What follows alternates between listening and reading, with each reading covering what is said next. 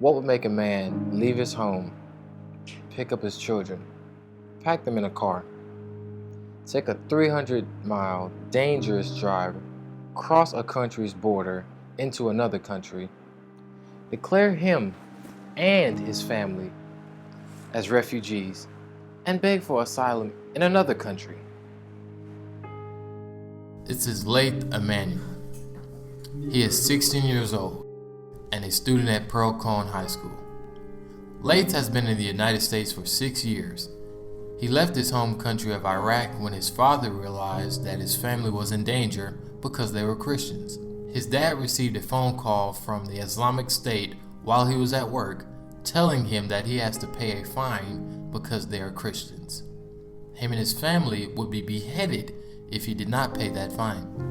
أنا من الناس تعرضت للتهديد يعني من قبل واحدة من هالجماعات، فاضطريت إنه أترك كل شيء وأخذ العائلة وأسافر. In 2008, Laith, his brother, his father and mother and younger sister were living in Mosul, Iraq. Most people think they have a hard life in the United States, but it's something else when you look outside your window to see the building next to you crumble, and it could have been your building. When you and your brother get so used to the sound of gunfire and explosions, and you don't even react to it anymore, you just keep doing whatever it is you were doing, these are things that Laith's father saw. كنا ما نعرف نرجع أو لا ما نرجع على البيت، لأنه كان وضع البلد وضع الأمني كان وضع صعب. كنا بأي لحظة إنه نتعرض للقتل. You get shocked, all these bombs, and you don't know where they are coming from. Are they coming to you? Are they very close to you, or something's gonna happen to you? You have some people, you know, they are like my cousins. They live in another house, and we don't know if they are okay. So Dad comes home and he says we have to go. So we just threw everything in the car and just drove away.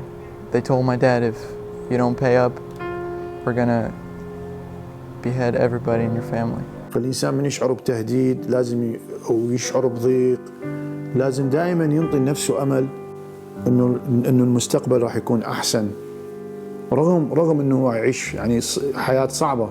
At the time, I didn't understand the concept of getting your head cut off. When I saw stories that I heard on TV or from family about other people getting beheaded. So I had an uncle who was already living in Turkey who also got threatened by the Islamic State, and we kind of just caught up with him once we went to Turkey. أبسط شيء إنه إحنا ما قدرنا مثلاً نحقق أحلامنا، فردنا أولادنا ما يطلعون، جبناهم على أمريكا حتى تكون لهم فرصة أحسن، يكون لهم مستقبل أحسن. The difference between school in America and school in Iraq, here there's everything. Whatever you need is provided, whether it's computer, electricity, bathrooms, lunch, it's all there. In Iraq, a lot of people don't have running water, clean water, electricity, so it's very difficult, and some kids here just don't understand how many opportunities they have. If a student gets in trouble here, they either get after-school detention or ISS. But in Iraq, they hit you with a big stick, and that was the punishment. Teachers never had any problems with students having cell phones out. I'm just so grateful that I'm in this country where I can do anything I want. You know, I just look back at the moments where we were struggling, where my mom was always tearing up, but I think that it was all worth it, everything that we did. I'm glad I went through it when I was young enough to get through it. And now, the future is ahead of me. Having been a refugee, I don't understand why illegal aliens just don't go through the process and the paperwork like we all did. It just doesn't make sense to me. It takes a little effort, but this country is worth it. And I really look forward to the day where I raise my hand and become a U.S. citizen.